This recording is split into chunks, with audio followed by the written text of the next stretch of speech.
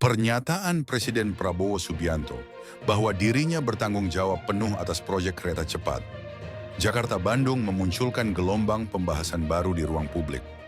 Bukan hanya soal teknis pembangunan atau pembiayaan semata, tapi lebih pada arah politik, relasi kekuasaan, dan dinamika kepentingan yang menyertainya.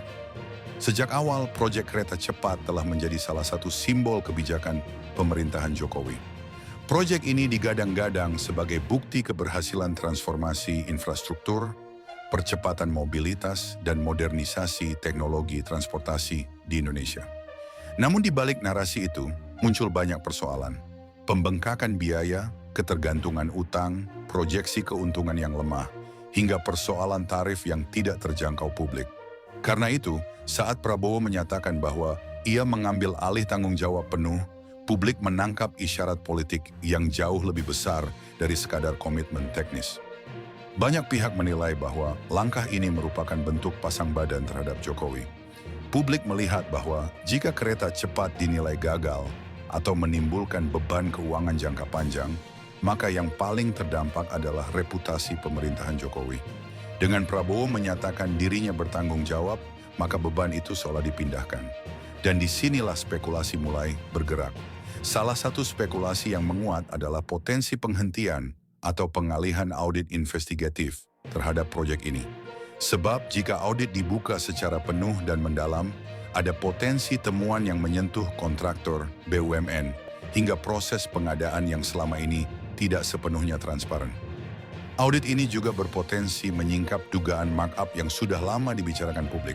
Ketika Prabowo mengambil alih tanggung jawab, publik khawatir langkah ini dijadikan dasar untuk menyatakan bahwa pemerintah sedang menyelesaikan masalah secara internal, sehingga audit tidak dianggap prioritas.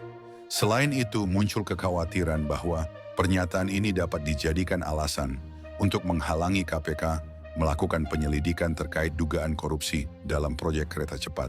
Sebab, jika KPK masuk dan menemukan masalah serius, konsekuensinya bukan hanya teknis, tapi politis. Itu berpotensi menyeret pihak-pihak yang dekat dengan kekuasaan terdahulu. Di titik ini, banyak analis melihat bahwa Prabowo berada dalam posisi yang sulit. Jika ia membuka penyelidikan, ia berhadapan dengan jaringan lama. Jika ia menutupnya, ia kehilangan legitimasi di mata publik yang berharap pada penegakan hukum. Spekulasi tidak berhenti di situ. Publik kemudian mengaitkan pernyataan ini dengan dinamika deal politik Pilpres 2024. Banyak yang menilai kemenangan Prabowo tidak berdiri sendirian. Ada dukungan struktur kekuasaan, jaringan kampanye, instrumen negara, dan tentu saja restu politik dari Jokowi. Sehingga kini muncul dugaan bahwa Prabowo masih terikat komitmen pada kesepakatan itu. Dalam bahasa politiknya, Jokowi memegang kartu truf. Di titik ini, kita juga tidak bisa mengabaikan peran lingkar inti kekuasaan yang sering disebut geng Solo. Kelompok ini bukan hanya sekedar jejaring keputusan politik, tetapi juga memiliki pengaruh terhadap birokrasi, bisnis, media, dan akses ke sumber daya negara.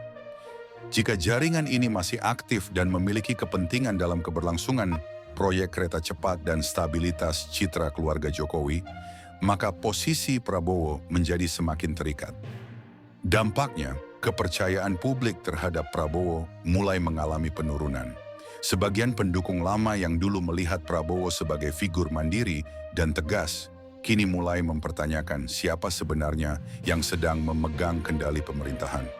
Apakah Prabowo benar-benar presiden yang memimpin penuh, atau justru ia masih berada di bayang-bayang komitmen politik yang belum selesai? Dan di luar proyek kereta cepat, publik juga menghubungkan ini dengan isu-isu lain yang hingga kini tidak mendapat kejelasan.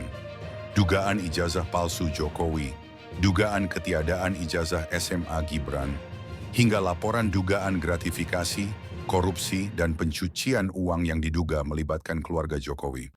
Meski sejumlah laporan telah disampaikan ke penegak hukum, publik merasa bahwa prosesnya berjalan lambat, bahkan seolah tidak bergerak.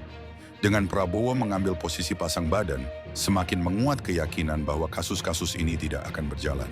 Pada akhirnya, persoalan ini bukan semata mengenai kereta cepat.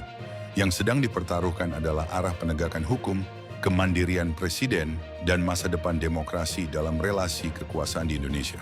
Pertanyaannya kini terbuka bagi publik. Apakah pernyataan Prabowo adalah wujud tanggung jawab kenegaraan atau justru sinyal bahwa ia sedang terikat pada beban politik masa lalu? Tulis pendapat Anda di kolom komentar. Jangan lupa like, share, dan subscribe agar kita terus mengawasi isu-isu politik penting seperti ini.